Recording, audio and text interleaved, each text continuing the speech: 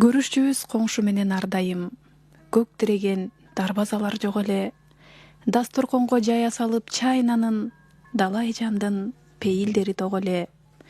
Үйлөр анда кичинекей болуучу, бирок тоодой зор бакытка толуучу.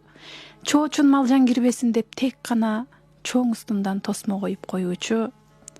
Балдар ойноп көчөгө чаң салышчу, чалдар айтып санжырасын жарышчу, учурашып сурашканды мындай кой, уйтууду деп ууз жегени барышчу.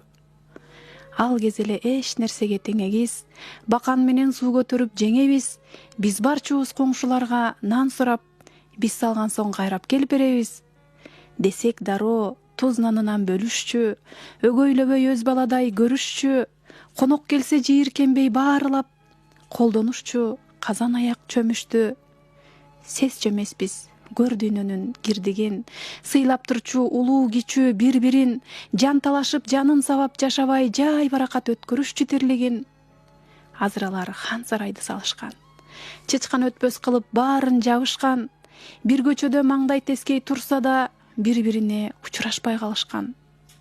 Ар ким кайнап өз-өзүнчө казанда, адам издеп ачуубузду чачаарга, келжелеңдеп бири-бирин шылдыңдап керек болсо мамиле да жасалма.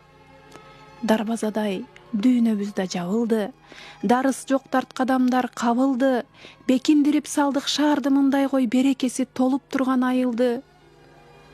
Кумурскадай сөздү төөдөй көрөбүз, куйтулуңдап заарыбызды төгөбүз, өзү барда өчү бардай тепкилеп өлгөндөн соң ыйлап барып көмөбүз. Илгери элдер адам баркын сезишчү, ийир олтуруп түз маселе чечишчү.